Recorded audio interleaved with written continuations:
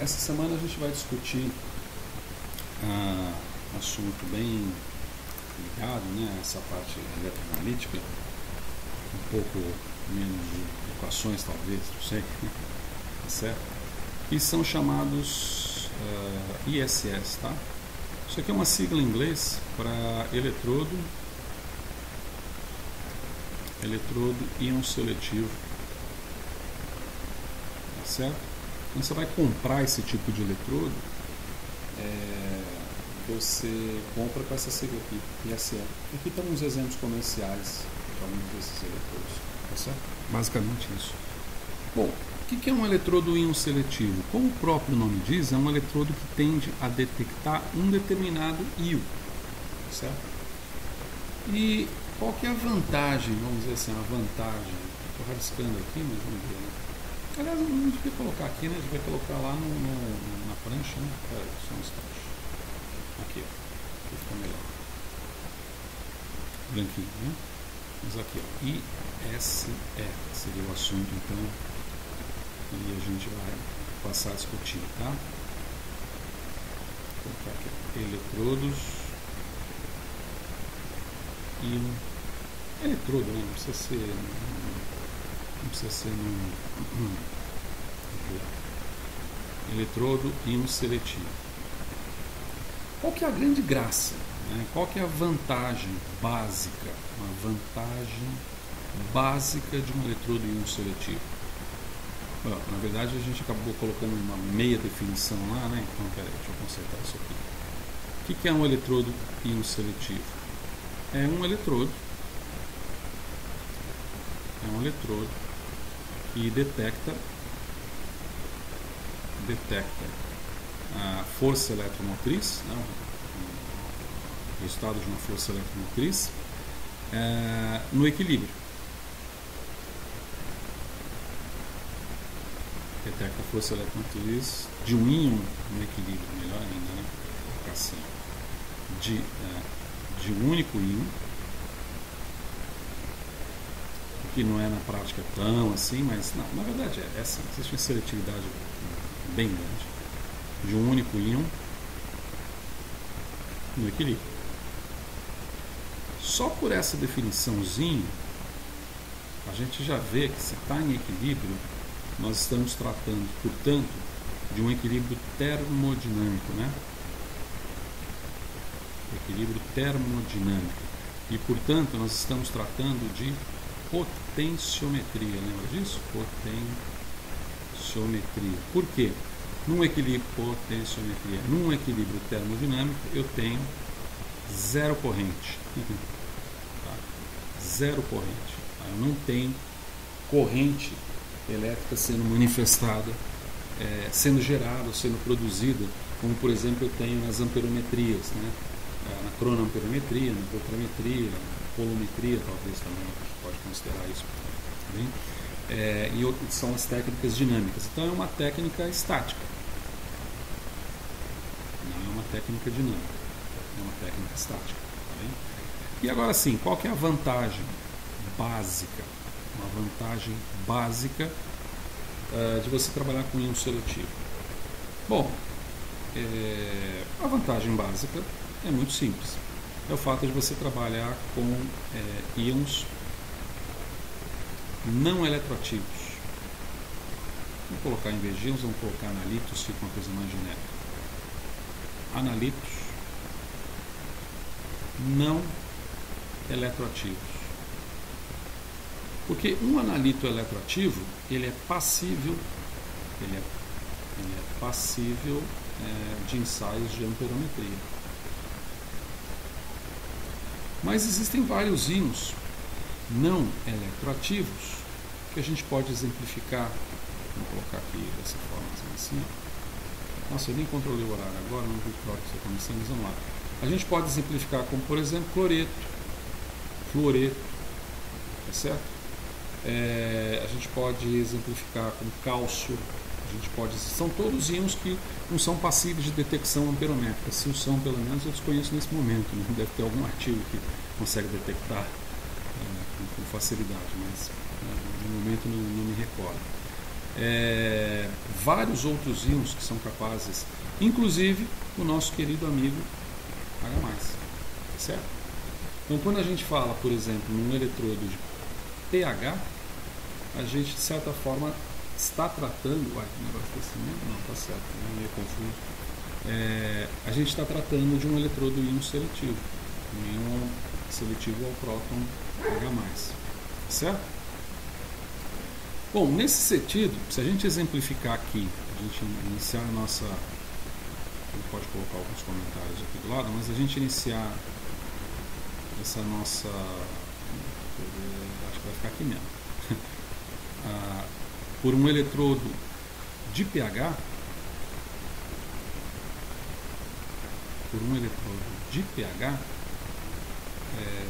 eu sei que vocês já viram, né?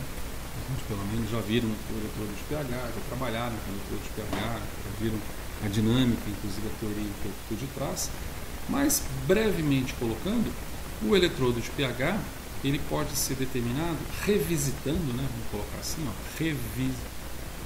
revisitando, que a gente já tinha colocado no outro de aula, que agora nem me lembro direito. Vale a pena também puxar a atenção desse aqui, ó.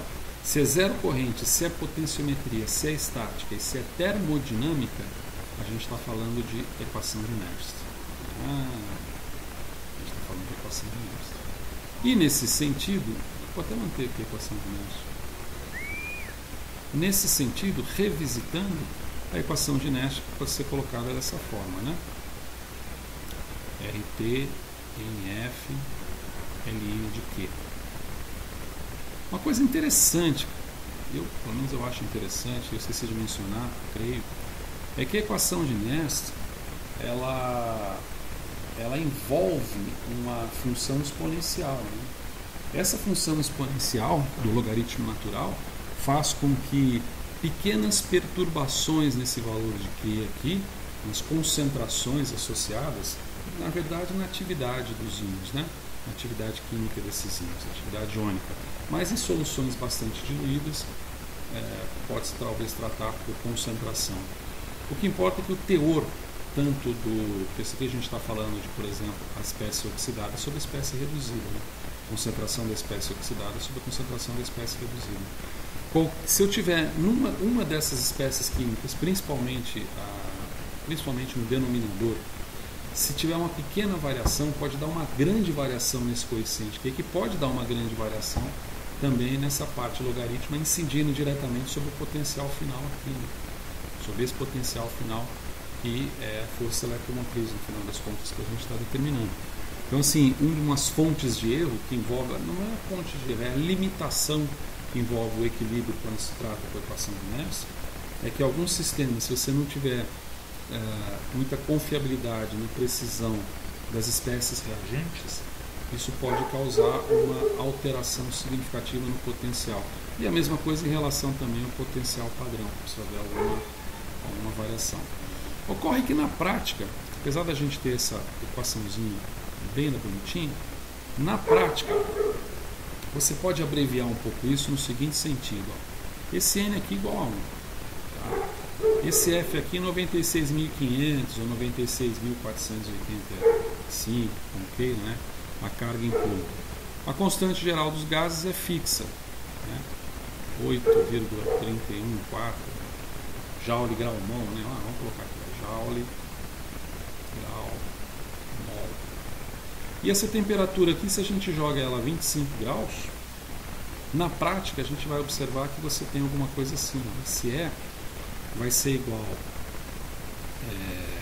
vamos colocar aqui, vamos colocar direto assim, 59 milivolts, lembra disso? Para um elétron.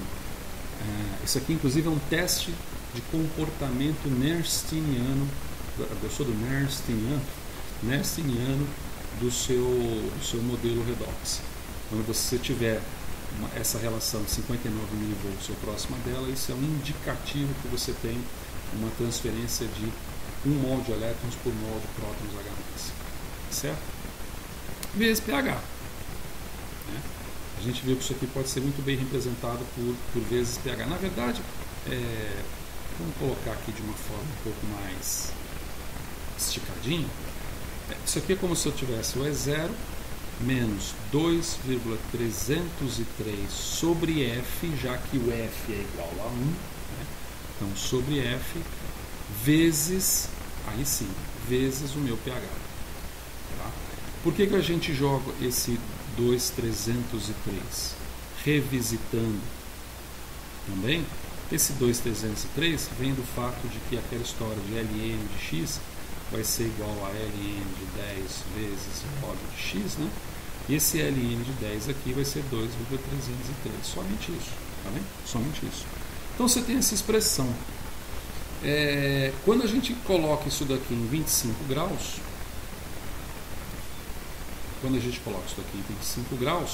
e quando a gente observa que ao invés de você ter zero, como a gente está falando na prática, no processo experimental, o que me interessa é basicamente essa relação de pH que eu obtenho aqui, certo? Esse a gente pode somar todos os possíveis efeitos relacionados à calibração do sistema. Está aqui no final? Nossa, já está no final. Então esse aqui, já que a minha medida, né, em vez de ser um potencial, é uma medida de força eletromotriz, aquilo que eu estou medindo mesmo no meu potenciômetro. Daí vem o nome, né, potenciômetro de hidrogênio, né, o eletrodo de pH como potenciômetro de hidrogênio. Então essa força eletromotriz aqui, ela pode ser considerada como esse K, que é um parâmetro experimental, tranquilo, mas se for a 59 graus, você pode ter muito bem essa relação de 59 milivolts vezes pH, certo? Então, essa seria uma forma, já que nós somos sabedores que nós temos apenas um elétron sendo envolvido na reação redox com pH, temos um próton, né? A gente pode muito bem utilizar essa equação de uma forma sensivelmente prática para a calibração do sistema. Tá certo? Então nós teríamos alguma coisa como, vou continuar aqui, né, eletrodo de pH.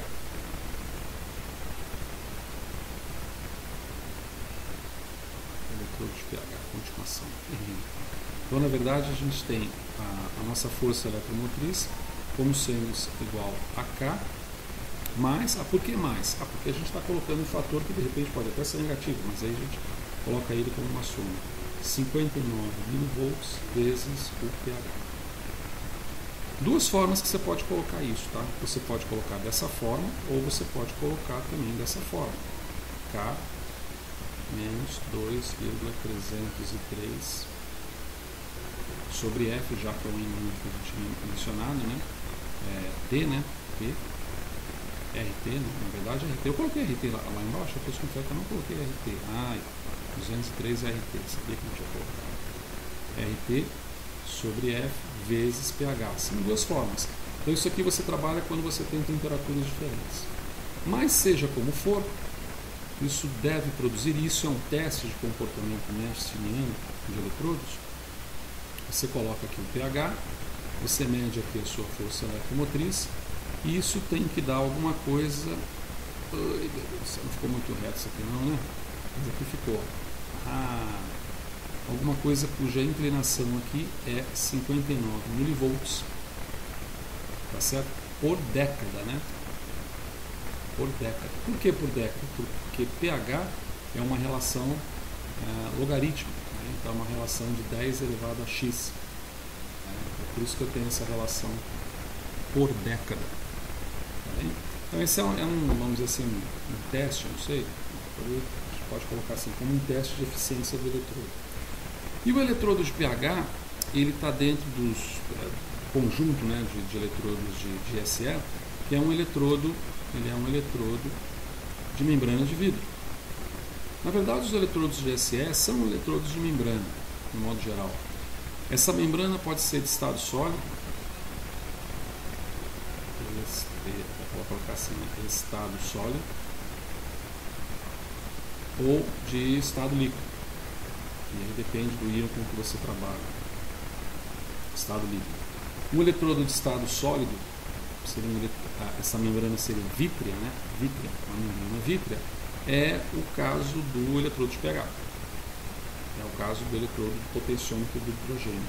Que basicamente ele vai refletir uma estrutura mais ou menos assim, talvez menos do que mais, em que você tem um bulbo, e esse bulbo de vidro aqui, ó, esse bulbo de vidro aqui tem essa membrana vítrea, tá? Essa aqui que é a membrana, que é uma membrana muito delgada, é uma membrana, por exemplo, que pode ser de 200 até 50 micrômetros, ou até menos do que isso.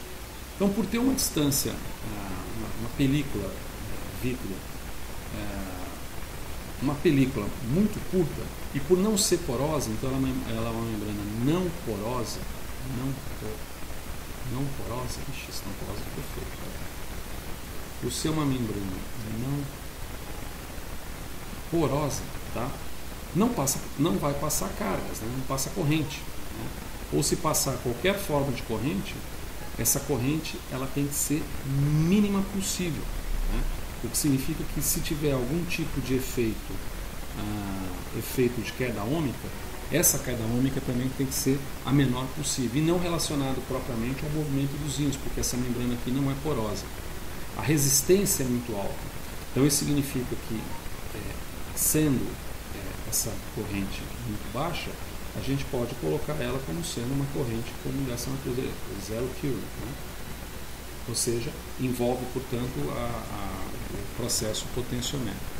Aqui você tem íons como, por exemplo, o íon cloreto, certo? Para se combinar com a solução colocada aqui dentro, por exemplo, HCl. Aqui você tem vamos dizer, uma subdivisão em que você tem a inserção de uma sonda, um eletrodo aqui, que na verdade trata-se de um eletrodo inerte, esse seria um eletrodo inerte, e esse eletrodo inerte aqui, ele contém aqui no finalzinho uma amálgama, não é propriamente uma amálgama, mas é prata com cloreto de prata, ou a prata anodizada, tá certo? E ele entra em comunicação com uma outra pequena sonda aqui, que é uma sonda de referência. Então, a gente poder-se-ia, se é que existe poder-se-ia, essa mesóclise, dizer que isso aqui seria um eletrodo de trabalho, né? Ou sensor de trabalho. E aqui você tem um sensor de referência também. E você tem a possibilidade de comunicação desses sensores aqui por membranas semipermeáveis. Então, aqui você tem membranas semipermeáveis. Na verdade, você não tem uma membrana semipermeável, senão isso pode confundir. Você pode ter uma estrutura como uma ponte salina. Certo? Você pode ter uma estrutura como basicamente como uma ponte salina. Então, de tal maneira que você tem um contato que pode ser um pouco isolado ou não em relação ao sensor de trabalho que vai detectar a variação dos íons cloreto, desses íons cloreto aqui embaixo. Certo?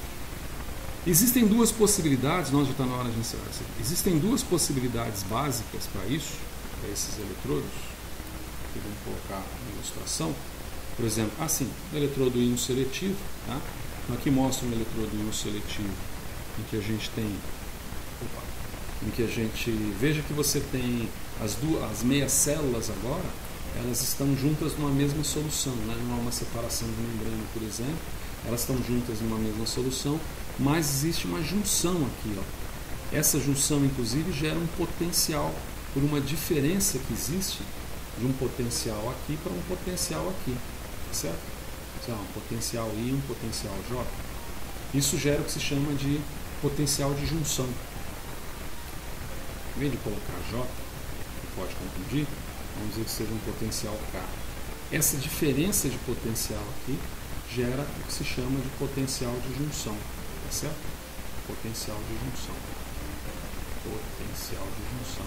Esse potencial de junção, veja que ele pode acontecer no eletrodo de referência, como ele pode acontecer também nesse eletrodo indicador, que seria, vamos dizer, o eletrodo de trabalho. Não é propriamente trabalho porque ele não trabalha, né? Precisa tomar cuidado com isso, acho que eu vou até tirar aqui essa informação, porque isso aqui é como se fosse um eletrodo de trabalho, certo? Só que não trabalha. Por que ele não trabalha? sem potencial aplicado. Não há um potencial aplicado a esse eletrodo. Tá?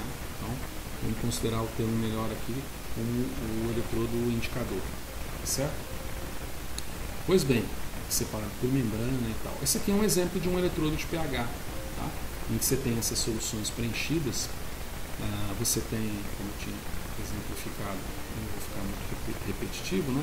Você tem a prata aqui anodizada em cloreto, imerso em cloreto. Esse bulbo aqui, frágil pra caramba, por isso que o eletrodo de pH quebra com tremenda facilidade, né? Porque esse bulbo ele tem uma espessura muito pequena. Agora, por outro lado, tem uma tremenda vantagem, né? Esses eletrodos de vidro, de membrana vítrea, tem uma tremenda vantagem. São muito baratos, pelo fato de ser vidro, são muito flexíveis do ponto de vista do trabalho experimental.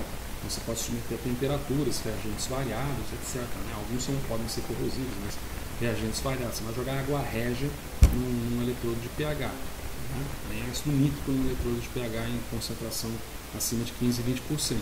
E outras cositas mais. Mas tem essas vantagens. Uma desvantagem grande é que aquele K experimental, né? Então, deixa eu colocar aqui, esse K aqui, ó, que a gente está tratando, esse K experimental aqui, ele vai variar em um monte de situações, de forma que você terá que obter esse K, por exemplo, dois eletrodos iguaizinhos do mesmo fabricante podem ter área de superfície do bulbo ligeiramente diferentes, o que vai lhe dar um valor K experimental ligeiramente diferente, que vai fazer com que você realize a calibração desse eletrodo. Tá certo? Então, a variabilidade é muito grande desse parâmetro experimental. Mas ainda assim é mais confiável do que a tabela com um potencial padrão específico, porque você está desprezando os potenciais de junção e uma série de outros fatores que estão ali combinados para causar uma pequena variação experimental no sistema. Tá bem?